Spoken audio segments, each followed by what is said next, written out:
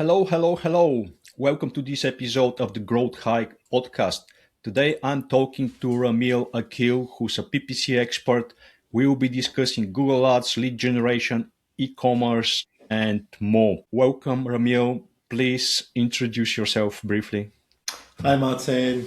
Thank you for having me on. So I'm Ramial. I'm a PPC freelancer from Manchester. I've been freelancing for 5 years now. And I spent a few years at agencies prior to that where I worked on lots of accounts across lead gen, e-commerce, and small budgets and large budgets. Okay, thank you very much. Let's jump straight into it. I'm really curious about how you approach things specifically for lead gen. Can you share with us what's your go-to bid management strategy for lead generation these days? Yeah, so it really depends. It depends on the client and the stage of the business. Often if it is a new account, I do like to start with a manual strategy, which might be a little bit controversial, but it is so important to have that control at the beginning of any campaign to start driving that traffic. And especially if it's smaller budgets as well, I think manual is even more prevalent there. Otherwise, I like to use a blend of maybe starting with max clicks, building up the traffic, building up the data, building up conversions, and then in the long run, transition to a smart bidding, starting with max comms and then building up to maybe CPA or a portfolio bid. But yeah, there's a process that I try to follow with that. Okay, why do you use portfolios? Just to group campaigns under one data set and one roof or bid cap them? What's your reasoning for that? That's one of the reasons. Sometimes it's good to group, but I actually use it more for the bid caps because if you're running lead gen campaigns and you're running them on max conversions, if you go to your search terms and you have a look at your maximum cost per click is usually going to be a lot higher than your average cost per click. So what I usually try to do there is I have a look at what is the most I've paid for a conversion. And then I try to build my bid caps either around that figure or 3 to 4 times my average CPC. But if you try that, you'll find you'll actually save a little bit of money and allow some extra budget to go into the account. Yeah, I do that for pretty much the same reason. Like it's very scary when you see bids actually a cost per click of £20 or £30 or £50 for Thirty something pounds for that's it. Yeah. supposed to cost £3 per click. And the clients usually freak Yeah. out. Yeah. No, it happens. It happens all the Yeah. time. Do you play with value bidding and maybe track micro conversions? How do you approach that? Do you do those things? Yeah, so value bidding can work well when you have an offline conversion tracking setup, or if there is some form of integration with the CRM. Like one client we do it with is the value bidding they have is quote values. So they drive leads, they provide a quote for that lead, and then that quote value goes into Google Ads. And what the strategies with this client is we want to maximize the number of conversion value based on the amount that they are quoting. And this is good, right? Because this specific client, they only want leads where the quotes are a little bit higher. So a very specific type of job. And that essentially correlates with the number of conversions coming in. So suppose 10 conversions in a 10K quote value in total, it would suggest 1K per quote, which, for argument's sake, for this example, suggests a good lead, as opposed to if that quote value was a lot smaller and it was still 10 conversions. 10 conversions looks great, right? But that quote value really helps us understand the quality of the leads and actually feeds the algorithm as Yeah. well. I like micro conversions. They have a use case. I don't use them all the time. So sometimes I will use them for brand new setups just to get data in and feed the algorithm. Other times they can be good for industries where A is a little bit niche or search volume is a bit low or conversion figures are naturally just going to be lower. If you think about high ticket B2B Yeah, yeah. SaaS, they are looking for sometimes, one lead can pay for a year's of advertising. So in those cases, naturally, you're not going to get tons of conversions. So I like to use micro conversions there just to enrich those signals. Yeah. And how do you uh, generally track conversions when you do lead generation? Do you use any additional software? How do you approach that? Yeah, of course. So it does depend on the client and obviously the budget and how far they can go. But I do like having external tools. I use What Converts a lot. I love What Converts. It's really cool for integrating into your ads accounts, for getting accurate call form, even chat data. But then also what's really good about it is that it does almost give you like a mini CRM of all your leads where you can really work backwards and get lots and lots of insight. And some of the plans on What Converts as well, they do essentially give you the OCT as Yeah. well. So then you can start looking at values and going really, really far with it. Do they do phone call tracking? Yeah, so primarily phone call tracking, but then they also do forms and chat and a few other bits. Okay. Speaking of lead generation, broad match is kind of a controversial topic. I myself seldom use it for lead gen. What's your approach to that?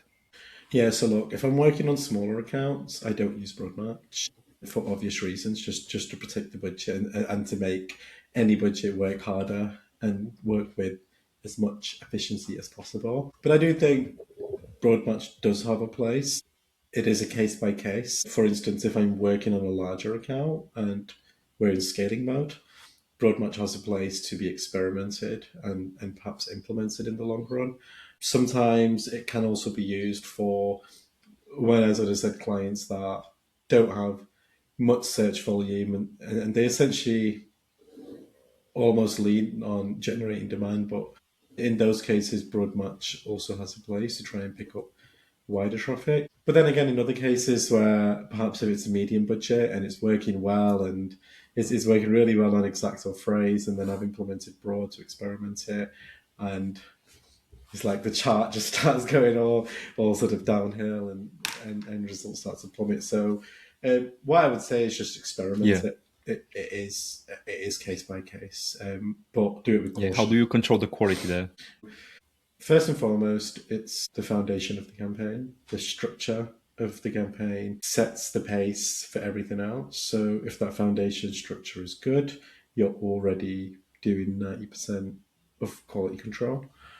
The other 10% for me, really, when it comes to broad match, will just be stuff like, yeah, it's going to be SQRs, cleaning out negative keywords. I mean, most accounts, like, if you go to search terms and it's crystal clean and you're happy and it's all relevant, majority of the time that will just drive results. So I think if you are running broad match, just give a bit of tender loving care to those search terms and to the point where you can open it up, look at yesterday's terms and say, oh, actually, they're all relevant. And at that point, you know it's working and you're not Yeah. wasting.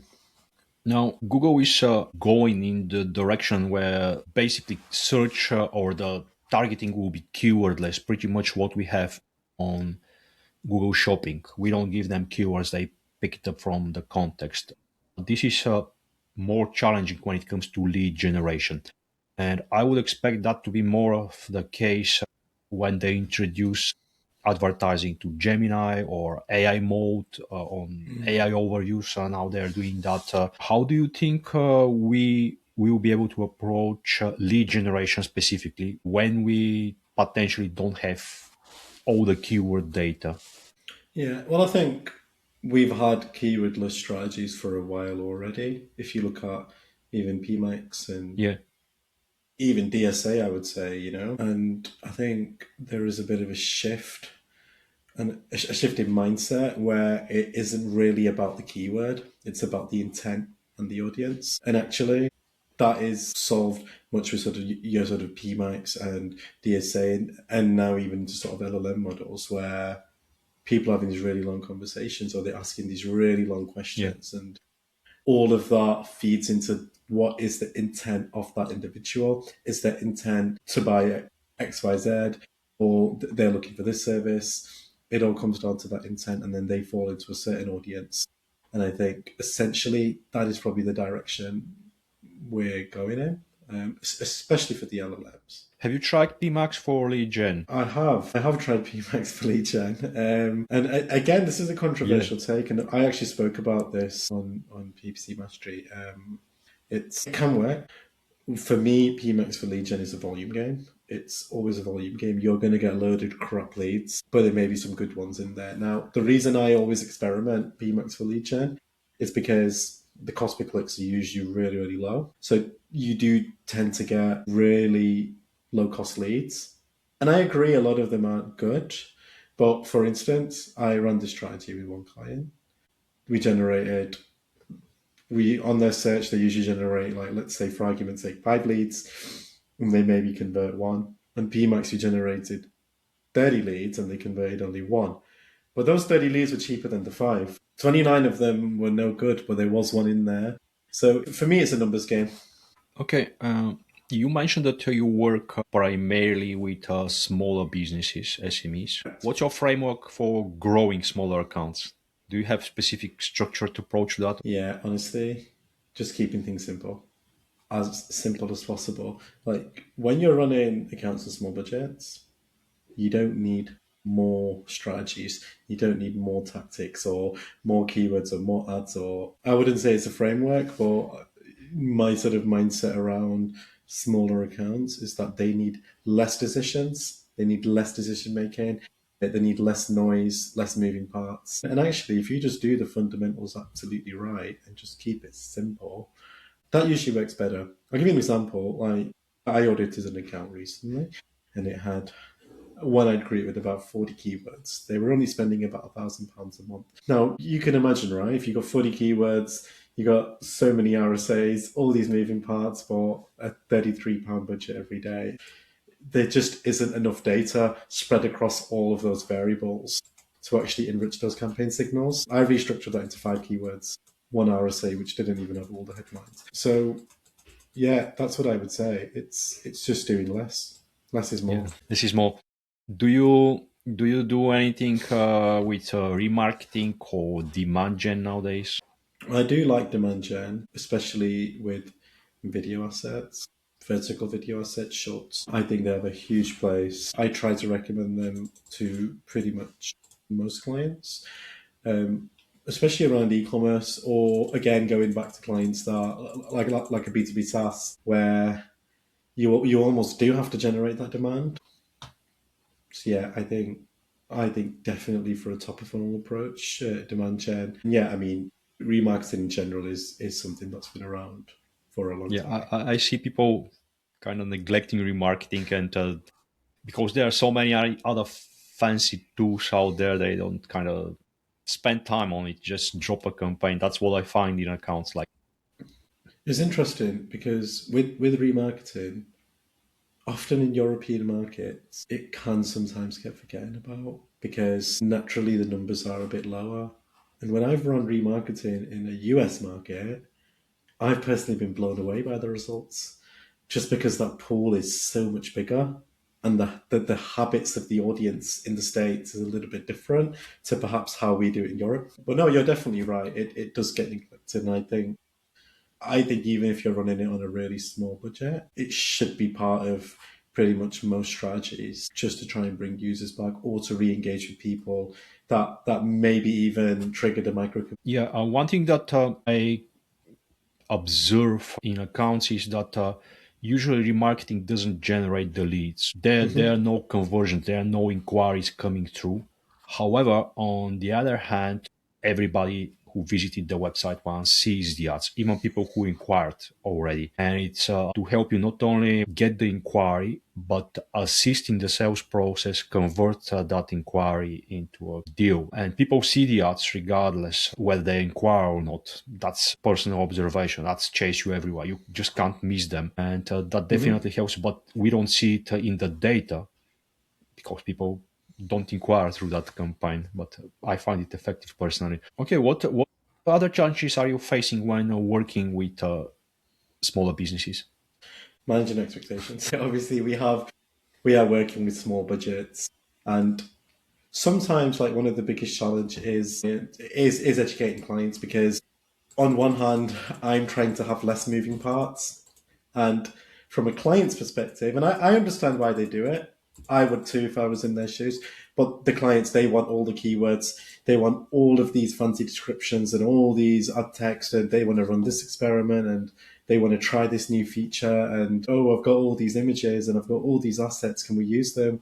And while all of that is great, it's always in correlation with the amount that's being invested. And if that amount is small, which is mostly the case with SMEs, then a lot of it is just noise and actually contributes to worse performance often. So I think it's about just educating clients and having those conversations and managing those expectations. So I'd say that's one of the biggest on the ones. technical side. Well, on the technical side, I mean, there is a saying I heard is that when you have a really big budget, it's actually quite easy to get results because you have so much margin for error. But when you're working with only £1,000 a month, I think on the technical side, I mean, that alone is a challenge, right? Because I can't run as many experiments. I can't try all these different things. I can't do as much CRO as I would love to, just because I don't have the budget to do it. And I've still got to drive results. So I think that's the biggest challenge is actually getting the most out of what you have and translating that into a return. Do you find the lack of CRM and integration of CRM data into the campaigns a challenge? Yeah, I mean to follow up on the technical, yeah, definitely. Not just CRM, but also Yeah. tracking, just in general. Smaller businesses don't always have the tech stack to get tracking at that level. Like a lot of businesses on £1,000 a month, they don't want to pay £200 a month for what converts or so much for Pipedrive or HubSpot or to have all of that flow. And those that some of the clients that can do it, they don't have the logistical operations within their business to actually handle it, to actually go into that CRM, to start logging things, to actually follow the flow and update it. So, yeah, they're all limitations for Yeah. sure. So going back to basics, in essence. Yeah, absolutely. Okay, let's switch gears. What works in e-commerce Sure. today? That's very broad. I mean, it's not, for me, never a one size fits all strategy with e commerce. I like a really good framework, which it's not my framework, it's a framework I've followed for a long time. And that is around sort of unit economics, having a special offer, which is irresistible, and then matching those two things with everything else, like doing the fundamentals right, having a good campaign structure and setup, having good goals and KPIs, etc., etc. Like when I work with a new e-commerce client, for me the most important thing now is unit economics.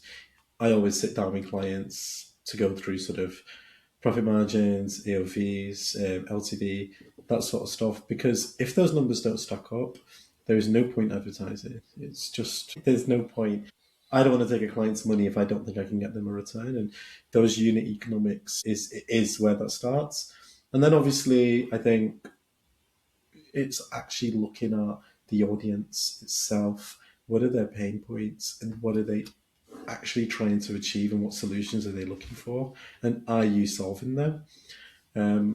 So there's a lot that goes into e-commerce and it doesn't always work because I personally think it's a lot easier to get someone to fill out a form than it is to pick a product and get your card out your pocket, you know? But I think, yeah, there is a complex workflow and a science that needs to be followed for e-commerce to work consistently and to get a return on it. So I would say, yeah, a framework along those lines that looks at economics, that looks at KPIs and special offers and all that sort of stuff and merges it all together into a really cool strategy. And then obviously there is the other stuff that comes into it, demand gen, product demos, dynamic remarketing, all of that stuff, because nobody buys something for the first time they see it. Whereas you might fill out a form the first time you see it. So the mindset and the psychology is just so different. Okay, Yeah. so So a lot to think yeah, about. starting with working out the pain points and the unit economics, I guess to make sure that the account is profitable after all the efforts. Okay. Yep. or even has the potential to Yeah. be profitable. Like if you have a client and their profit margin is 10%, they're going to need a 10x ROAS just to break even on the gross of the investment, and so much more to actually even make an operational profit on it. Um, for argument's sake, and that might be possible with some industries, with others not so much. What are the metrics and KPIs that you set? I think these days it's all about profit, all about profit. I credit profit metrics for that. I think that's the number one, building up profit on ad spend, because this is what clients want to see. But then if we sort of flip it a little bit and go back to the environment of a small business and a small budget, and we match that with e-commerce, often it's not possible to optimize for profit or to invest in something like profit metrics or service head target and that sort of stuff. So in which case, I think again, ensuring the economics are good, optimizing around sort of ROAS, TPAs, but then also like one really important metric which I think does get forgotten about is LTV, because a lot of businesses will measure ROAS, but they won't measure Yeah. LTV from that original client, which actually makes their ROAS a lot bigger over a period of time because you don't have to pay to acquire the same customer twice. So I think that's quite important, and that actually all feeds into marketing efficiency ratio as well. But I do think it gets overlooked a little bit. Yeah. LTV is a very interesting one because if you look at Amazon and how they're bidding, they sometimes spend more money than on advertising than the cost of the product, let alone profit. And it generally doesn't make sense to do that, but they make money on the back end because that customer stays with them for many years, and they spend I personally I shop a lot on Amazon, Me and too. they can afford. Okay, we will advertise a toothbrush for I don't know. We will spend £2 on that. The toothbrush costs £1.50 just for the sake of an example.